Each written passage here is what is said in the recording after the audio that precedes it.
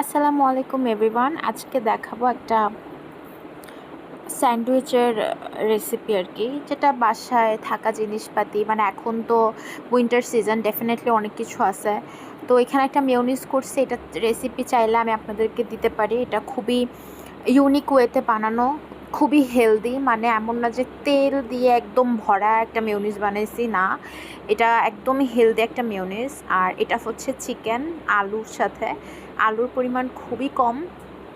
আর এখানে আপনারা দেখতে পারতেছেন ক্যাপসিকাম, তারপর হচ্ছে শসা, পেঁয়াজ পাতা আর অনেক কিছু একসাথে আছে। আর এই টমেটোটাও হচ্ছে, কেচাপটাও বাসায় বানানো, এটাও একদম পিওর বাসায় করা, আমার আম্মু বানায়, এটা খুবই মজা হয়। তো এগুলা হচ্ছে সব ধরনের ইনগ্রিডিয়েন্টসগুলোকে আমি ফার্স্টে আমার যেই হচ্ছে ক্যাপসিকাম ছিল, তারপর হচ্ছে কাটা পেঁয়াজ ছিল, তারপর পেঁয়াজ পাতা ছিল আর কি, শসা, আর এখানে হচ্ছে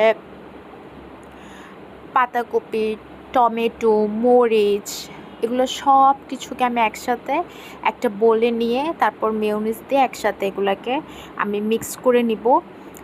আর হচ্ছে গাজরটা আমি একটু ভেজে নিছি তেলে, অল্প তেলে, এজন্য এরকম দেখাচ্ছে। বেশি তেল দিলে হয়তো আরও একটু চকচক করতো, যেহেতু তেল কম দেওয়া হয়েছে। আর যদিও পাউরুটিটাই আনহেলদি, বাট স্টিল আমরা চাচ্ছিলাম যে একটু হেলদি রাখার। তো এই আর কি, সব ধরনের সস একসাথে মিক্স করে তারপর আমরা পাউরুটির মধ্যে দিব, একটু গোলমরিচের গুঁড়াও দিলাম, হোয়াইট পেপার।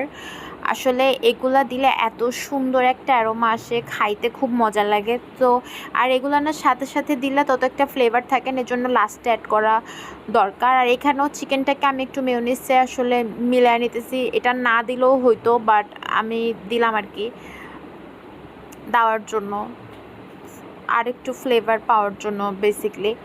এই আর কি, সব কিছু মিক্স করে তারপর আমি শুধু পাউরুটির মধ্যে হচ্ছে এগুলোকে দিয়ে, যেহেতু এখন আমাদের কাছে টোস্টার ছিল না, রাতের বেলা এগুলো করছি, তো শুধু পাউরুটি ভেজে নিয়ে তারপর ওইটা পাউরুটির মধ্যে দিয়ে আর হচ্ছে আমরা এটাকে খাবো, কারণ টোস্টারটা খুঁজে পাচ্ছিলাম না রাতের বেলা আরও।